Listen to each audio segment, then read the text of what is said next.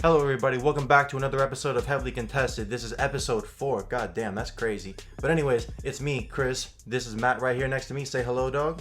What's good? Today, we're going to talk about Heat Celtics. We're going to open up with the NBA this episode. We're going to talk about the Heat Celtics. We're going to give you a recap of Game 2 where the Heat won. And we're going to give you a preview also for Game 3. But Matt, I'm going to swing it to you right here. Yeah, Game 2 kind of seemed like a repeat of Game 1 in kind of an aspect. And the fact that the Heat come out slow and the Celtics come out firing. But, the second half comes around and the Heat are a completely different team. Bam in the third quarter comes out, gives us... he scored like 4 or 5 buckets in a row for us. That was huge. And in the fourth quarter, just the last couple minutes, Jimmy in the last minute or two of Game 1 and 2 has just been amazing. He comes out, he makes every play defensively. Dude, they're fucking crazy. Yeah. You need a bucket offensively. You have Jimmy and Goran that you can both go to, who it seems like they don't care how big the atmosphere is, how big the game is, how big the moment is. They just come out and they just perform. Like if it's just another game. Yeah, completely, dude. And I feel like this is definitely, we were talking about in the last episode, and we'll also get into the Western Conference stuff. Oh my God, we fucked up there. But back to this, we were talking about what would be a better matchup for the Heat, whether it be the Raptors or the Celtics. And I felt personally like the Celtics would be a better matchup. There was just something that I think came out, especially last night in Game 2, where Eric Spoelstra switched to a 3-2 zone. I was talking to a buddy of mine, and in Game 1, when the Heat were struggling early on, he asked me, what is it that the Heat can do right now to, really stop the Celtics? And, just me talking, I look at the game sometimes, and I'll think, I'm like, this is something, if I'm seeing a bunch of three-point shooters, if I'm seeing a lot of perimeter offense, you need to go to a 3-2 zone, shut that shit down, and look, it happened last night. It was a similar thing, kind of like you said in Game 1 and Game 2, where the Heat, they kind of started slow, and it was just difficult. Like, if you're a Heat fan, you're here like, oh my God, what's happening? I think that it's not, they start slow, but I think it's more of, Eric Spoelstra and Jimmy and everybody just trying to figure out the flow of the game and what the Celtics are trying to do. And then once halftime comes around and Eric Spoelstra figures out, okay, this is what Brad Stevens and the Celtics are trying to do. And Brad Stevens is smart as fuck. Yeah, Brad Stevens is one of the best coaches in the league, but it's just Eric Spoelstra comes out after halftime and he comes out with basically a brand new game plan. He's like, fuck what we did in the first half. Let's come out in the second half. We're going to do this, this, and this, and we're going to succeed. And somehow, and in these playoffs that we've seen, because we've seen the Heat struggle early in a lot of these games, but Eric Spoelstra comes out with just a game plan in the second half that everybody's able to execute. Yeah. And he just, a lot of the times too, it's UD and Eric Spoelstra telling Bam or Tyler Hero or Goran or Jimmy, it's like, if we want to win, we need to step up right now. I want to see it. And it's amazing seeing that. I feel like there's something special. Everyone's talking about culture, but I feel like, it just even goes beyond culture. It's the collection of players that we have. I feel like the Heat have a very unique mix of young talent along with veteran talent that almost go hand in hand, because I feel like while, there's that difference in the age, I feel like there's just something about the way that these players are wired that makes it everything collective. Like, if you look at Myers Leonard, for example, he was starting a majority of the year. Right. And now, he's the biggest guy, no pun intended, he's fucking 7 feet, but he's the biggest guy, that's cheering everyone on. Right. He's so important with it also. And it's just, like you said, if you look at the Celtics, I think something that's a problem for them, especially when it comes to those late game situations, is the fact that, look, we recognize the fact that they're going to have a four-headed monster potentially. If Marcus Smart is popping up, like I said, Marcus Smart, which also we're going to get into what happened after Game 2, but with Marcus Smart, I said he would be an X factor in this series, and he really has shown that he can hold his own in this particular series. But rather in Game 2, Marcus Smart didn't seem as active defensively that he usually is. You know what I'm saying? The guy's always diving on the floor for every loose ball. He's always in everybody's face. He's always talking shit. I didn't see that fire here in Game 2 that Marcus Smart was coming out and he's like, I'm the fucking guy, fuck Jimmy Butler, fuck everybody else, and I'm gonna be that guy. But he's there was a problem though, because so the main thing that happened after Game 2 was, did you hear about that stuff? Yeah, the throwing of the water bottles and shit. Yeah, so there was all that stuff. So Shams, whatever how you say his name on The Athletic, whatever, I have a subscription there. Thanks T-Mobile. But anyways, I started reading this article that came out, and basically it was Jaylen Brown and Marcus Smart that they got into it. And Marcus Smart's biggest problem was the fact that he was saying that the Celtics didn't bring it, but also that everybody was ragging on him for taking a 3 late in the game. And it's like, what the fuck are you doing? And then you have Jaylen Brown on the other hand that's saying, yo, dude, what are you doing? Like, we're moving everything together. Like, we're a squad, this, that, and the other.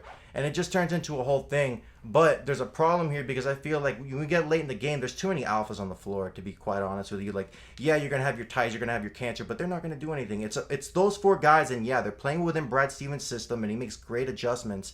But I think that all of those guys, individually, well, I'm going to say more so Brown, Tatum, and Kemba. There it is. I don't know why I'm forgetting. But yeah, Kemba, those 3 guys right there, they all have the potential to make a big play down the stretch. But that 3-2 zone that they like to run a lot of the times, the main thing that it really eliminates is what Kemba and Jason Tatum like to do the best, which is get shots off the dribble and create their own shot. Because when you're in that 3-2 zone, if you start trying to create something off the dribble, you're gonna get doubled, and you're gonna have to kick it. You're gonna have to kick it to someone.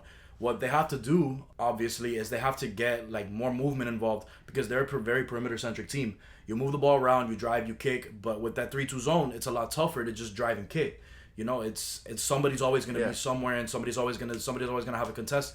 You need to have motion going to the rim. You gotta have people cutting to the rim. You gotta have something there that's gonna help you out. And I also feel like there needs to be a level of selflessness that I think the Heat really have, in the sense that, yeah, the Heat are just like the Celtics in the fact that they have guys who can really tilt the balance of a game late in the game, whether it be on defense or offense. But we're talking on the offensive end. Everyone knows they can get their own, but everyone's also comfortable with the next guy getting their own. And that's the difference here. I'm not saying the Celtics have a problem with one another, but you can just see it in the way that these guys really maneuver their passes and maneuver the way around the floor. It's something that I think separates the Heat, and I think it's something that, you know, I think it's a team-oriented game that really reminds me of the Nuggets also. Those are 2 play styles right here that really mirror each other. And, yo, let's just talk about the Nuggets and the fucking Clippers. Like, on last episode, you know, because we were doing this before, you know, the Clippers absolutely melted down because we do this stuff weekly. The Nuggets came back 3-1. They're now 8-2 in the NBA playoffs so far, and they're the only team ever to come back twice, 3-1 in a freaking playoffs. The Clippers, yo, congrats to the Nuggets, you guys earned it, but the Clippers, oh my god. I think that me and you both owe the Clippers the biggest apology. Not the Clippers, the Nuggets. The Nuggets, sorry. We owe the Nuggets the biggest apology in the world because me and you both said the Jazz were going to beat them. I said that the Clippers were going to sweep them. I said we both literally were laughing at it like last week, like, oh yeah. Yeah. But listen, the Nuggets come out and they have this like never say die attitude.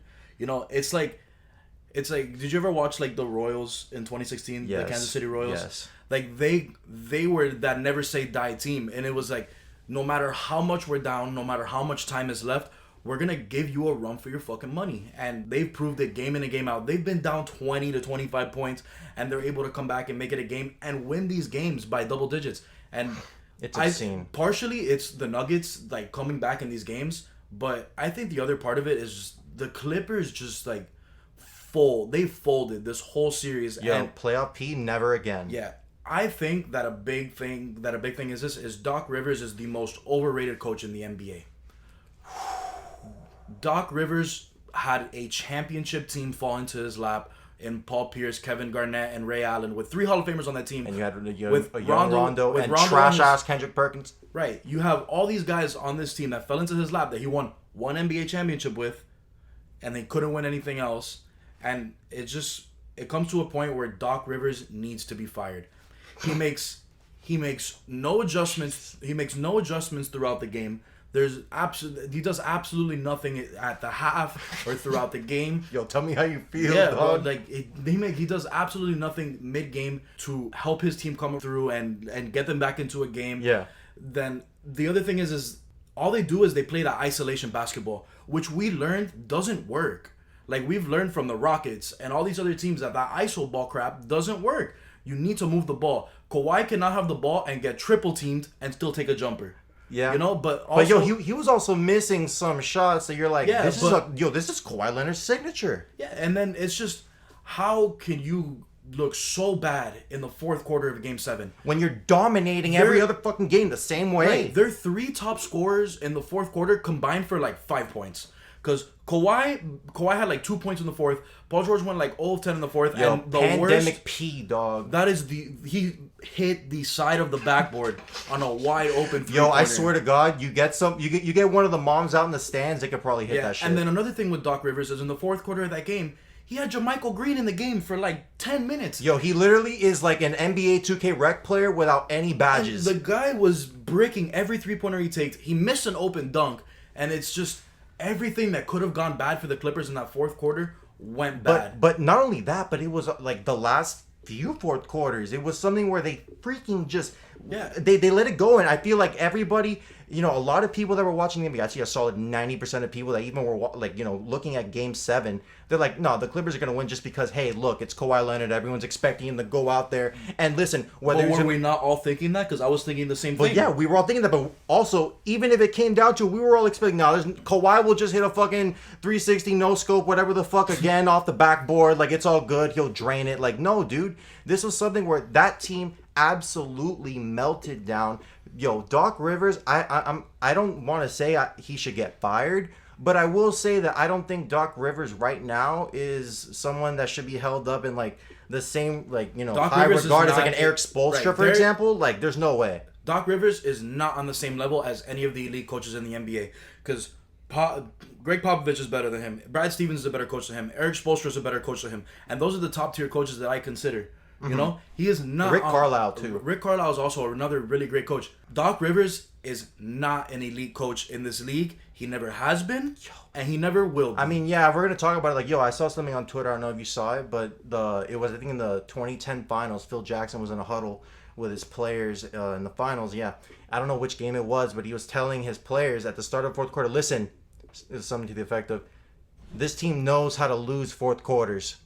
And he was saying that specifically about Doc Rivers' teams. And also, if you look at his track record with the Magic, you look at his track record pre-Big Three in Boston, and then even if you look Clippers with CP3 and Blake Griffin, they consistently choked. Weren't they up 3-1 on the Thunder? No, the Rockets. The Rockets. They were up 3-1 against the Rockets. It was Josh Smith popped the fuck off that series. But we're gonna get back to this though. I really, really, really feel like the Clippers. There's one more thing that I want to say. What? And it's Paul George's press conference after that game is pathetic. I was going to get into that. Okay? Paul George, there is no excuse for you guys not to be in the conference finals this year. If you guys lose to the Lakers, fine. You guys cannot lose in the conference semifinals to a team you are doubly talented to. There's no reason at all because you have 2 top 10 players in the NBA. Yeah. And you lost to the Nikola Nuggets. Jokic and Jamal Murray, who they're great, but it's like, dude, they're not on the same level as Kawhi Leonard and Paul George. Yo, I'm gonna say Michael Porter Jr. looked like a more impactful 6-man than Trez or Lou Will. And then Lou Will comes out and he just can't make a bucket. Yo, they all bricked. I don't understand. And after that game 7 performance by Kawhi Leonard, I never want to hear LeBron James and Kawhi Leonard in the same sentence again. All you people that want to put LeBron and Kawhi in the same sentence, stop. Just stop. That. If LeBron came out in a Game 7 and shat the bed like Kawhi Leonard just did in that Game 7, LeBron James would never... everybody absolutely destroyed. It's like, the Twitter would be burning. It'd be incinerated. Yeah.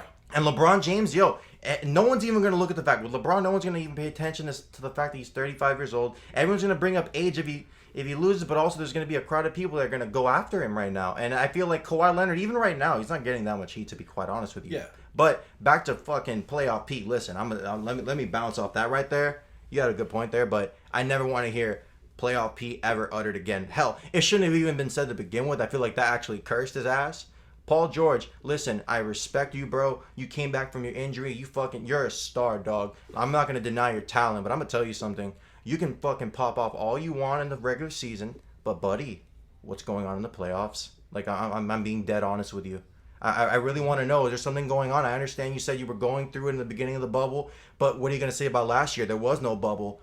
Like, what are you doing here, bro? It's 2 years back to back that you come up short. And really, to be quite honest with you, you really haven't done anything outside of like those couple years at the end when you had Indiana before you got injured. I hate to say that, but it's just how it was. I don't want to hear that. And I really do question Paul George and what exactly he can do as a prime second option to a Kawhi Leonard. I don't know, man. Listen, this is going to be a very interesting following up year for the Clippers, rather, because listen, these two guys can leave after next season. Yeah. This is make or break, and this team right now, they're in a similar situation to the Bucks in the sense that, listen, I feel like they're going to keep Kawhi, but Paul George, you know, he could be expendable if he doesn't fucking pull his weight. And that's the problem. But right now, they're going to try to keep Doc Rivers, I feel. I don't think they're going to blow it up because those guys went there for him. But it's what can you do with that team? They're cash strapped. And also, you're going to have Trez. He's going to want his money. Like, it's going to be an interesting situation like the Bucks. But let's pay some respect to the Nuggets, and let's talk about the Nuggets and the Lakers series right now. We got a game tonight. We're going to preview game one. What do you got? And this is going to be an interesting... We're going to be very careful when it comes to saying anything about the Nuggets, bro. Okay, when it comes to this series, I can't disrespect the Nuggets and say the Lakers are just going to sweep them because they're probably not. It's gonna be a decent series. I think it'll go 5 or 6 games, but the Lakers are going to come out on top. There's a problem for the Nuggets when it comes to facing LeBron and Anthony Davis, is they do not have a true inside presence. Because Jokic is great offensively and he's a great playmaker. He runs the floor so well. But when it comes to being a rim protector, and an inside presence, he's just not that great. You think? He's just not that great. Like on the defensive end, like he doesn't guard pick and rolls well. He doesn't just guard the rim well, and he's their 5. So you need him to do those things. Yeah, I see what you're saying. Also, the Clippers, yes, they have bigs, but they're not the same bigs that the Lakers have. The Lakers have bigs. Like, they have AD, one of the best defending bigs in the league. Yeah. And then JaVale McGee and Dwight Howard, who in their prime, and even now, are defensive players they're very athletic own. Players, but right. I feel like it's almost like what do you call it? JaVale McGee and Dwight Howard, they're gonna both be in those games for different situations. Like JaVale McGee and Dwight Howard, they're both very, very, very athletic players, but they're athletic in different ways. They both have hops, but JaVale McGee is a little bit slower, and I feel like Dwight Howard is quicker on his feet, especially considering regardless of what you think about Dwight Howard, he is a multiple-time defensive player of the year. You have to pay him his fucking respect. And I don't care what anyone says. I will continue paying Dwight Howard his respect. I think he's a Hall of Famer. And hold up. He is going to be so important in this series, I feel, when it comes to trying to neutralize Nikola Jokic. The way that the Lakers have to go about winning the series is they have to slow the pace down to make it their strength. Because LeBron, we know, is great in the half-court offense. Yeah. And so is AD. If they go and they try to start running with the Nuggets... This isn't a Rockets. It could get bad. Right. This isn't a Rockets thing that the Nuggets run, that the Rockets run and then they kick it out to shoot a 3. No. Yeah, there's no gimmicks. The Nuggets play basketball. Yeah. The Nuggets are gonna go and they're gonna move the ball in transition, and they're long and they're athletic and they're gonna try to make you pay for every missed shot that you have. Yeah. So the Lakers have to slow this game down, get good shots down low, and be able to try to slow down the Nuggets. But on the other side, the Lakers are gonna have a tough time defending the Nuggets on the perimeter, because the Nuggets have Jamal Murray, who's a great perimeter shooter, Gary Harris Jr., who's a great perimeter shooter too, Jeremy Grant, who's come along to be a very good player, and Michael Porter Jr. And also, let's pay some respect to Paul Millsap, dog. That guy, listen, he can hit you with a 3 here and there. LeBron knows what it's like to get burned by Paul Millsap, but he hit him with a nice little midi right there, get it started in the post. That team is really, really, really deep, and I'm gonna start paying them their respect. I 100% have to say it, bro. But what I will say is I don't think this is going to be a very easy game one for the Lakers. Like, I'm looking right here at the previous matchups this season. Obviously, we're going to have... Well, actually, right here, I have pre-pandemic, and then I have a pandemic matchup here. So I've got 128-104 Nuggets over the Lakers on December 22nd. Then I got Lakers over the Nuggets in OT, 120-116 in February. And then in the bubble, the Lakers won 124-121. So I'm not. So obviously, these games are all very competitive. These games are going to be very competitive. I feel like this game, I think it should go to the Lakers. But what I will say is that do not be surprised. Also considering the fact that the Lakers, if you look at previous series, they have come out a little bit slow in a game one. But I feel like if there would be a game that the Nuggets need to take to really put a stamp on it, it'll be this one. Right. Because listen, I guarantee you tomorrow, if we wake up to a Nuggets victory, there's going to be all these narratives on the news. Oh my God, what's going to happen with the Nuggets? Like, are they really going to beat the Lakers? Everyone's going to start going up into a frenzy. But you need to understand, this series is going to be something that I think is going to be an interesting one in the sense that there's going to be a lot of adjustments. Like we were talking earlier about the Nuggets with the Jazz. We were saying that the Nuggets might have been a little bit too young. But I feel like that's something that could work in their favor, especially now. Like, we have to give them credit. If we're going to hire someone, like, for a CEO of handling a fucking Game 7, I'm going to hire Nikola Jokic and I'm going to hire Jamal Murray. Those guys know how to play under pressure. They may not have that championship experience, but I feel like this will be a win by the Lakers. I hope when I wake up tomorrow morning that's what it is. I hope I'm right, but I would not be shocked if that's the case. So, let's go back one quick second. Game 3, what was your prediction already for the Heat and Celtics? Real quick. I think the Heat take Game 3. You think the Heat take Game 3? Yeah, I think the Heat take Game 3. Celtics probably take Game 4, and the Heat win it in 5. Okay. I will go. Let's go. I'll say a Heat win, but don't be shocked if the Celtics keep it very close and keep it interesting. No, all these games for the Heat Celtics series are going to be very close. But every single one of them. I feel like the Celtics have a very good chance of stealing a Game 4, but right. But last thing with the Heat and the Celtics, when it comes down to the last 5 minutes of the game and the game is close, the Heat are always going to have the edge. Hammer the Heat. Right. Because the Heat are always going to have the edge because they're just different. They're built different. It's just the way that it is. But can we talk about someone who doesn't have an edge right now? Baker Mayfield. I think Joe Burrow has an upper edge to Baker Mayfield, you were saying earlier? So, when we go to this Browns-Bengals game, yes, the Browns won, and Baker did play well, but we got to give some credit to Joe Burrow. Second game in the NFL, the Bengals were down the whole game, and the head coach probably came up to him and said, listen, you're going to have to throw the ball a lot this game. Zach Taylor, dog. Yeah, this Joe Burrow had to throw the ball 60 times in this game. It's a lot to ask of a rookie quarterback. What did he throw? He threw like 61 passes, I think, some shit 61 passes. He threw 61 passes, over 300 yards passing with 3 TDs. Yo, he got sacked 3 times, but yo, even then he fucking held up 37 completions, I'm reading here. Look. And yo, it was a solid game. I would say also for Joe Mixon, nice little 46 yards or whatever, here and there. They got a little something out of him. Garbage. But I know, listen, it's the Bengals. When you're playing from behind, you obviously have to move the ball down the field, and the best way to do that is passing the ball. And they asked Joe Burrow to throw the ball and throw it efficiently, and he did that.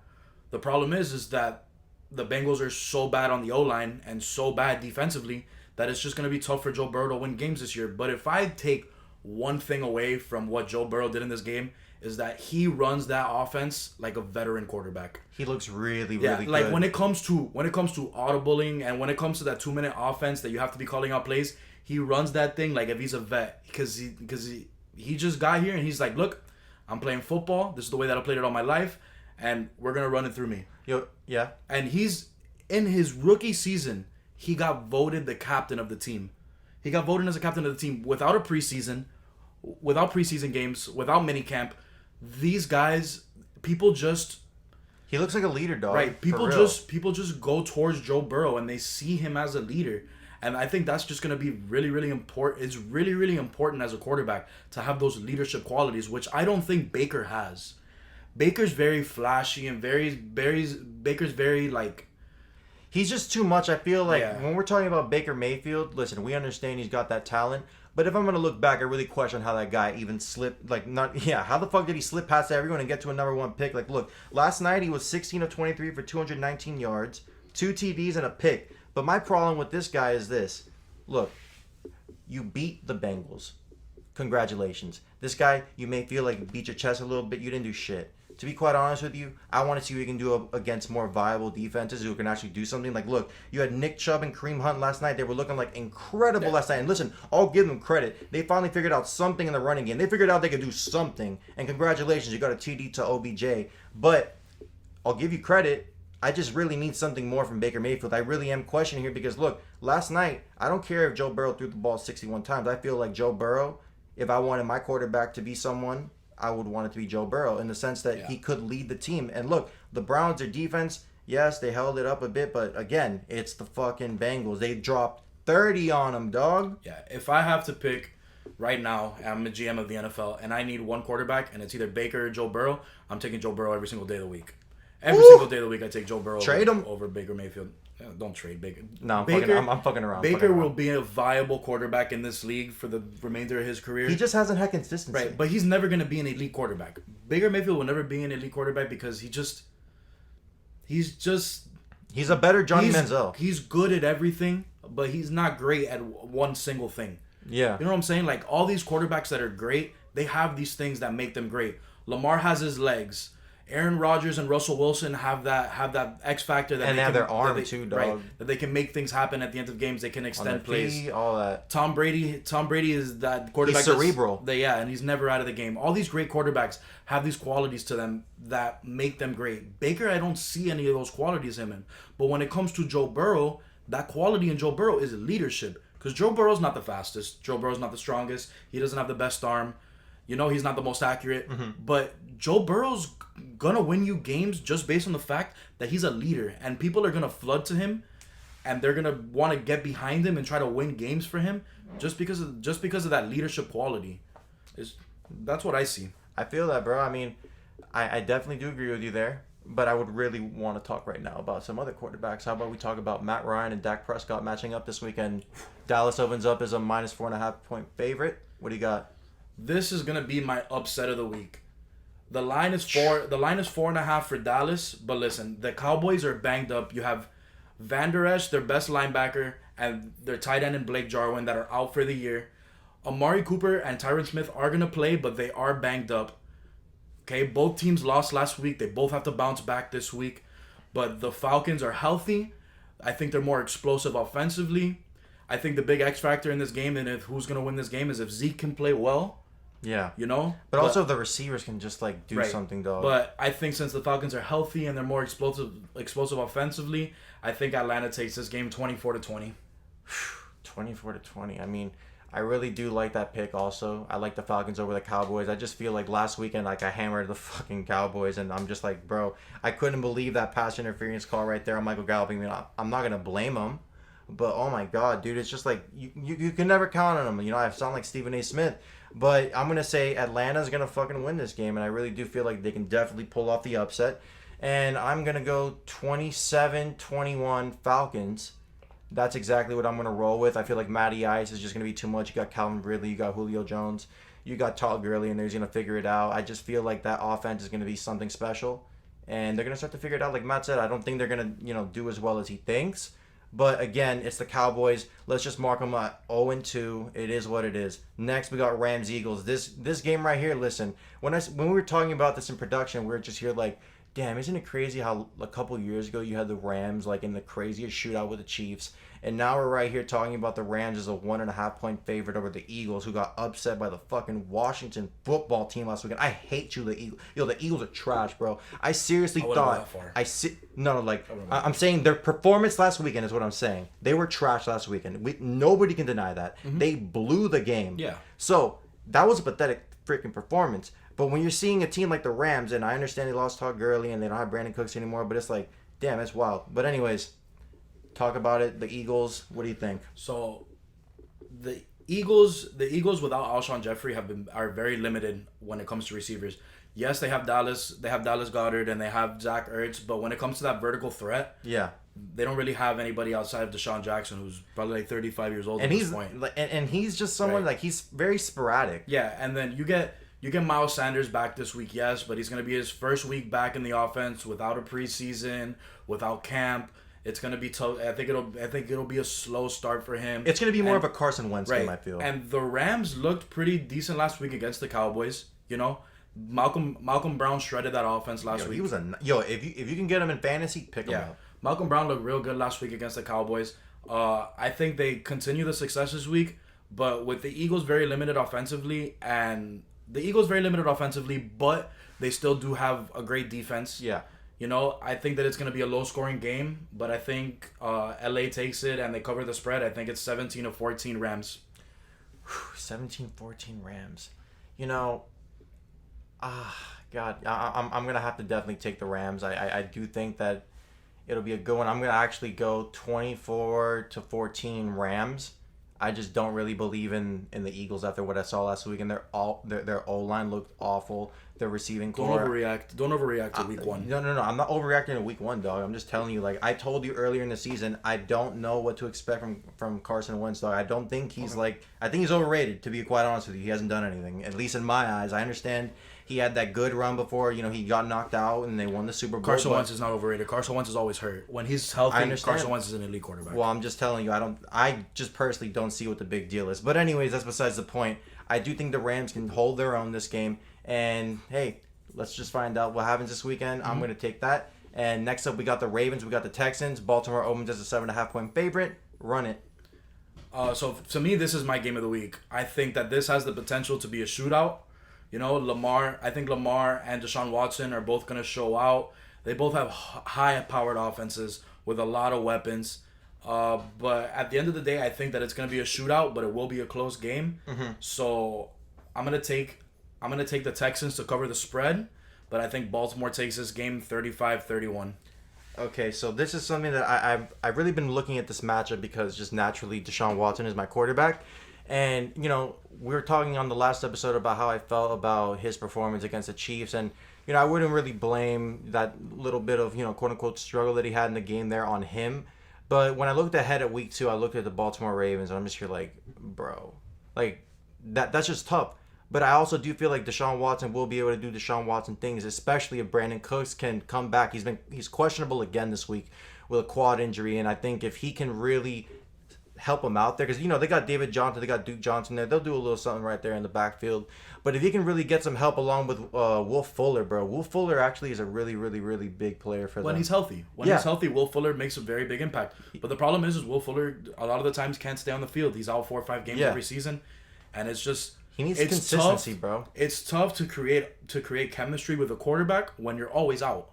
It's tough for him to depend on you in games when you're always out of the lineup. And now with DeAndre Hopkins gone, Deshaun Watson needs that guy to be comfortable with. Brandon Cooks is brand new. Randall Cobb is brand new. I think he's going to have to look at Will Fuller and be like, you're my guy. I need you to be my guy this year. So he needs to stay on the field for the Texans to be successful offensively. I definitely do agree with that. It's just I'm not quite sure about how I feel about the Texans and what exactly they can bring to the table. I do, though, think that the Ravens are really going to bring it this week. I don't really believe that much in the Texans' defense, to be quite honest with you. So I'm going to actually take the Ravens probably at about 38 to... Let's just say 28. I'll take 38-28 Ravens. Right. And it's just going to be, it'll be a nice battle early on. You got 2 very athletic quarterbacks who can naturally on their own do something. But you also look at the Ravens who've got J.K. Dobbins. And look, last week Mark Ingram really didn't do that much. And I'm not going to say that Mark Ingram is going to be, the lead guy. I think it's going to be more J.K. Dobbins offense moving forward. It's going to be very split because Mark Ingram is getting older. They got J.K. Dobbins, who's a great running back out of Ohio State. Yeah. And Lamar obviously can do it with his legs as well. And you've got Mark Andrews, dog. That tight end is wild. And Marquise Brown, who played really well last week. So you have a lot of guys on that offense that are gonna produce and do well. Yeah. So that's why the Ravens obviously are the better team here. Yeah. But the Texans, Deshaun Watson always keeps them in games. So that's why I think Deshaun Watson. He's a G, man. And listen, let's talk about another G, another MVP. Patrick Mahomes going up against the Chargers and Tyrod Taylor, which. My lord, get a new fucking quarterback, please. They do, but he's a rookie. I don't care. Put him in. Throw him in there. Throw him. Nah, I don't think they should throw him in yet. I don't think Tyrod Taylor's awful. The Chiefs are opening up this game as 9-point favorites. I think the Chiefs dominate both sides of the ball in this game. They're better offensively. They're better defensively. The Chargers are still trying to figure out their offense with Tyrod Taylor. Tyrod Taylor's trying to figure this offense out. He does have a lot of weapons. He has Austin Eckler, you got Keenan Allen, you have Mike Williams, who are all very, very capable players offensively.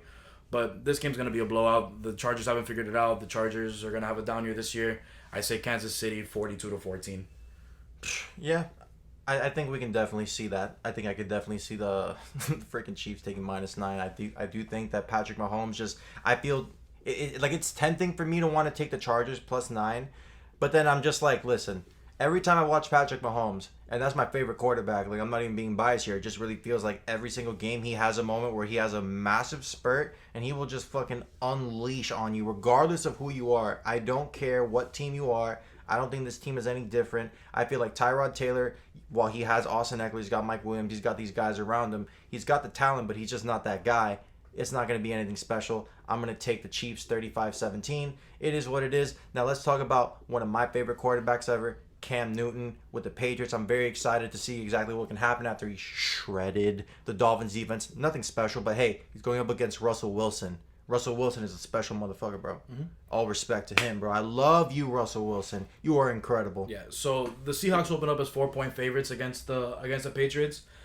Listen, you can take Cam Newton's week 1 victory against the Dolphins. Yeah, he played well, but Cam Newton is not the same Cam Newton that we've seen over the years. Okay? He's just not the same. Like that. He's not as explosive. Obviously, he did run the ball really well, but the Dolphins look sorry in week 1. Their defense just looked terrible. It's magic. Yeah, so you take Cam Newton's first week with a grain of salt. He's not as explosive as he used to be. He doesn't have the same zip on the ball as he used to. Tony Romo calling the game was just saying it how it was, that Cam Newton just doesn't have the same zip on the ball that he used to. Tony Romo, man. Yeah, and obviously for the Seahawks, the Patriots to be able to win this game, Cam Newton's going to have to run the ball well. But you have, on the other side, a defensive mastermind and Pete Carroll, who he could have me and Chris on his defensive line and will still find a way to win games defensively. So, bro, he's nice with it. Pete Carroll is not going to let Cam Newton run all over the Seahawks. And the other side of this, too, is that Russell Wilson and that offense are just going to run through. I don't think they're going to run through the Patriots because obviously the Patriots defense is very good. But I think that Russell Wilson's going to have a good day. They have too many weapons offensively, and their defense is really solid. And the Seahawks overall, the better team. So I think that they take it 24-17. I'm really interested in seeing what exactly the Patriots can do. I really take a bit of that Dolphins matchup as more like a practice squad matchup, to be quite honest with you. I don't respect the Miami Dolphins at all. If you're a Dolphins fan, I'm going to clobber that team every week if I can. But anyways, that's besides the point. I look at the Patriots. I'm very interested in seeing what Josh McDaniels can do with Cam Newton. I feel like, looking at what they were doing. It's interesting. Yeah, dude. Interesting. The option right there, you have to respect Cam Newton. Listen, I was looking at the game last week. The way that Cam Newton hands the ball off, or fakes the handoff even when he's doing an option, he literally waits till the very last second that the running back can take the ball before he either decides to keep it or let it go. That's something that's kind of deceptive to defenses, and it's a small thing that I think really makes a difference. It can open up things. But I feel like this is going to be a very option-oriented offense, that I think this week they're going to be forced a bit more to pass the ball, and I think Jamal Adams is going to come in. So that's going to be something that's an interesting situation. But I think the Pats D is going to do a solid job of making Russell Wilson work for it. But I just think that this is going to be a matchup that depends on offenses, and overall, it's just Russell Wilson. I think he's able to pull it out. Listen, he's done this before. He's beaten the Patriots. He's beaten Belichick. It's going to be 28-21, Seahawks over Pats. And now let's talk about an interesting matchup right here with the Raiders and the Saints. We got Drew Brees. We got Alvin Kamara coming off of a great victory against the Bucs. But they're going into this without Michael Thomas, who's out for a few weeks now. He's got an ankle injury. It's something that came out to be a little bit worse than expected. But we've got a little bit of, fighting of odds here between the Saints and Michael Thomas. The Saints are saying he's going to be out for a few weeks, but Michael Thomas says that's cap. But at the end of the day, I think it's going to be something where they're going to drag it out to the weekend. Sunday morning or Saturday night, he's out. That's what it's going to be. And we're going to be left with an interesting matchup between Derek Carr and Mr. Drew Brees. Yeah, so the Saints open up this game at 5.5-point favorites. I think that the Michael Thomas thing being out this week, obviously it's huge. But Alvin Kamara looked great last week. Mm-hmm. And Emmanuel Sanders and Jared Cook are still very good option for Drew Brees to throw the ball to. And the Raiders gave up 30 points to a Carolina team last week who have a brand new quarterback in Teddy Bridgewater, a brand new coach, the guy Matt Rule from Baylor. Matt Rule out of Baylor. And it's just a coach with a new offense and a new quarterback. But Robbie Anderson was nice. Yeah, Robbie Anderson was nice, but there's no reason to give up 30 points to a team with a brand new offense and a brand new coach. So I see the Raiders struggling. I see the Raiders struggling against Breeze and this just developed offense just over the years. I see them struggling defensively. Mm-hmm. I think that Sean Payton's just a great coach and They can pull it out? Yeah, they're going to pull it out. 31-21, New Orleans. 31-21. Okay, so I would say I'll take the Saints for sure. I really do think that the Saints offense is going to miss Michael Thomas in this matchup. Who the fuck wouldn't? But I think Breeze and the crew can handle it this week. They're facing a middle of the pack defense with the Raiders, and I don't think it's really going to be like that good for them for a portion of the game. I don't know why, but I feel like this is going to be a matchup where, you know what, let's bring out Taysom Hill, dog. They signed him to a deal. Let's see what he can do. Listen, I don't think he's going to be playing quarterback that much, but they're going to bring him out in some plays. You got to replace Michael Thomas's impact some way, and I feel like Taysom Hill's always got that big play potential. So I'm going to take the Saints. Let's see. Last week the Raiders were pretty bad. But look, they got Henry Ruggs. They got these guys. I'm going to take the Saints. Let's go 35-17. Yeah, Run sounds it. good. So that is it for episode 4 of Heavily Contested. Follow us on Instagram at Heavily Contested Pod. Also, don't forget to like, rate, comment, subscribe. Leave some feedback if you want. Interact with us. We're very cool people. And we love you. We thank you for listening. And it is what it is. Let's run it. Go Heat!